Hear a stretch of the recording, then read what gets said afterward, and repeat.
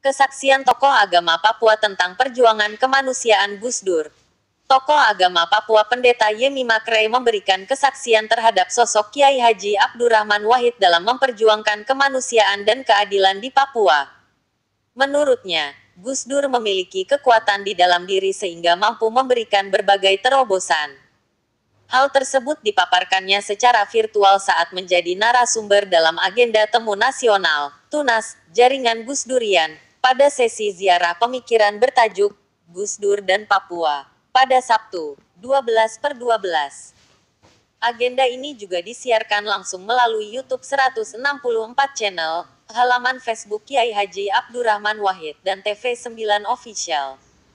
Saya pikir, kekuatan dalam dirinya itu bukan hanya untuk Papua tetapi juga memang kekuatan itu bersifat universal atau untuk siapapun juga. Gus Dur bisa ada di sana, untuk semua, sambung Pendeta Yemima. Ia mengaku senang karena Gus Dur datang ke Papua pada 2007.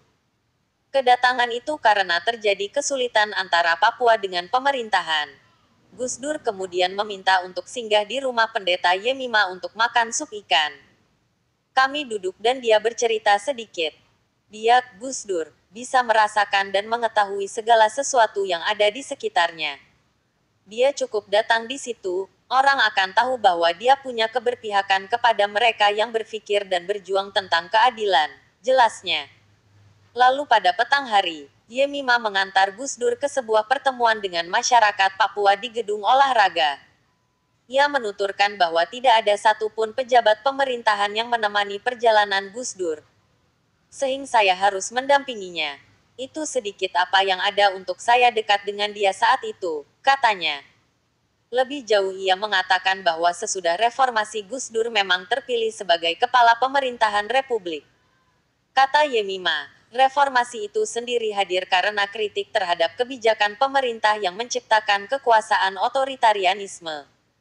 Demokrasi seolah terusir mundur, bahkan telah melahirkan budaya kekerasan dan pembunuhan. Bahayanya adalah orang tidak merasa bersalah untuk hal itu, kekerasan dan pembunuhan, ujar Yemima, haru. Masa jabatan Gus Dur sebagai kepala negara memang sangat singkat. Tak lama kemudian, hanya sekira 22 bulan, Presiden keempat RI itu dilengsarkan. Namun Yemima mengaku sangat mengikuti rekam jejak Gus Dur. Ia menyaksikan bahwa Gus Dur telah melewati suatu pembentukan jiwa yang nampak pada keberanian, pikiran, dan kerjanya.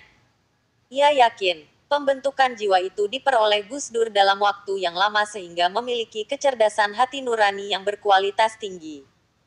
Gus Dur punya keputusan untuk memilih hidup dalam kesederhanaan, dari menundukkan diri di hadapan Allah tanpa berhenti. Inilah yang semakin menguatkan dia dalam kebenaran-kebenaran ilahi yang dia yakini, ungkap Yemima.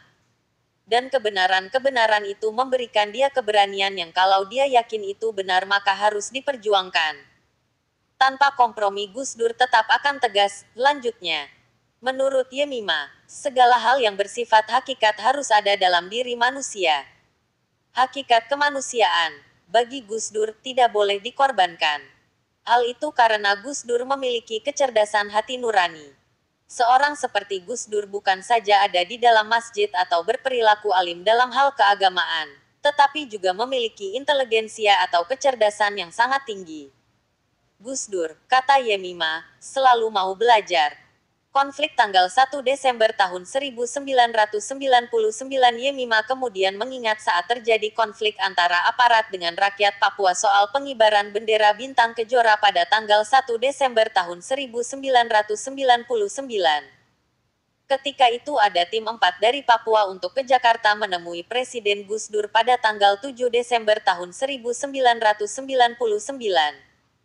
Keempat orang itu adalah Michael Manufandu, Simon Patrice Morin, Phil Karel Erari, Lukas Degay.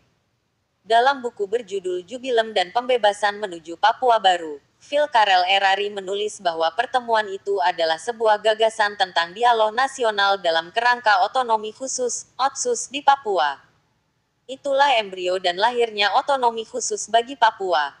Waktu itu ditetapkan dalam TEP MPR nomor 4 tahun 1999. Ini dipercakapkan secara mendalam oleh tim 4 dan Presiden Gus Dur, lanjut Yemima. Gus Dur menyebut pertemuan itu adalah sebagai sebuah proses dialog nasional yang demokratis dalam konteks otonomi khusus. Hal tersebut merupakan jalan terbaik bagi solusi konflik rakyat Papua dan pemerintah Indonesia. Orang lain tidak mungkin akan berani sebagaimana yang dilakukan Gus Dur, kata Yemima. Penyelesaian berbagai konflik di Papua, menurut Gus Dur, dibutuhkan penggunaan simbol yakni hak-hak kultural orang Papua dihargai melalui representasi kultural yang bermartabat. Gus Dur mengatakan, pemerintah harus menghargai hak-hak kultural bagi orang Papua. Kemudian ini mendorong Gus Dur untuk memberi nama Papua kembali dari yang semula adalah Irian Jaya pada tanggal 1 Januari tahun 2000, sesudah dia merayakan Natal di sini dan menyambut Fajar pagi di timur, ungkap Yemima. Apresiasi terhadap kultur Papua telah mendorong Gus Dur untuk mengisyaratkan bahwa pengibaran bendera bintang kejora diperbolehkan. Asalkan bersanding dengan bendera merah putih. Merah putih hanya satu bendera. Di Indonesia itu merah putih. Jadi kalau kasih bendera kultural, bintang kejora, tidak boleh besar, terang Yemima. Majelis Rakyat Papua dari situ tercetuslah untuk membuat Majelis Rakyat Papua (MRP). Terdapat draft yang dibuat pada tanggal 13 Agustus tahun 2003 yang disepakati oleh tim 4 dari Papua dengan tim Jakarta. Draft tersebut memuat prinsip pendekatan kultural yang direpresentasikan oleh wakil adat, tokoh perempuan, dan tokoh agama. Bagi dia, Gus Dur, itu, MRP, merupakan posisi tawar mengenai hak-hak dasar orang Papua di segala bidang. Dipertaruhkan, di MRP, kata Yemima. MRP dirumuskan sebagai simbol kultural dan diberi kewenangan sebagai badan representasi kultural yang memiliki kewenangan hak-hak dasar orang asli Papua, OAP, yang merupakan eksistensi hidup, ekonomi, politik, hukum, pemerintahan, kesehatan, pendidikan, dan aspek hidup orang Papua itu sendiri. Pemikiran Gus Dur diterjemahkan sampai tercipta kebijakan membentuk MRP. Ini diyakini bahwa kebudayaan atau kultur sebagai kekuatan rakyat, kekuatan yang membebaskan dan mempersatukan, ujar Yemima. Bagi Gus Dur, budaya Papua menjadi tolok ukur bagi semua resolusi konflik antara rakyat Papua dengan pemerintah Indonesia, lanjutnya. Menurut Yemima, Gus Dur telah meninggikan harkat dan martabat manusia melalui pendekatan kultural. Terbentuknya MRP adalah solusi cerdas yang dilakukan Gus Dur. Sementara untuk sampai dibentuk MRP, dibutuhkan dialog. Kemudian muncul pembahasan soal otsus di dalamnya. Barulah MRP dapat dibentuk.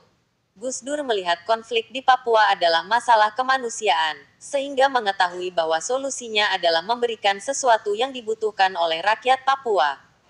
Sedangkan kebutuhan itu adalah terselesainya masalah kemanusiaan di bumi cendrawasih itu. Yemima mengatakan bahwa Gus Dur adalah sosok yang cerdas, pintar, dan pandai. Sebab Gus Dur mampu bekerja dengan filsafatnya sendiri. Dia belajar filsafat. Maka jangan memimpin tanpa belajar ilmu ini, katanya. Karena menurut Yemima, jika seorang pemimpin tidak belajar filsafat maka tidak akan punya daya pandang baik terhadap bangsa dan negara. Begitu pula soal daya pandang kepada agama dan sesama manusia. Boleh bicara besar sebagai pemimpin tapi jika kau tidak melewati satu proses dengan falsafah yang tepat yang kau miliki, maka tidak mungkin bisa memimpin satu bangsa ini, tegasnya. Jadi memang Gus Dur hanya 2 tahun menjabat presiden. Tapi dia pemikir dan filsuf. Jadi itu, hasilnya adalah yang diperjuangkan dengan MRP ini, pungkas Yemima. Selain pendeta Yemima Krei, dalam ziarah pemikiran bertema Papua dan Gus Dur ini hadir pula 2 pembicara lainnya secara virtual. Kedua pembicara itu adalah Ketua Pengurus Wilayah Nahdlatul Ulama Papua sekaligus anggota MRP Tony Wanggai serta penulis buku Gus Dur, Islam Nusantaran dan Kewarganegaraan Bhinneka Ahmad Suwaedi. Pewarta, Arulego Triono Editor, Syamsul Arifin.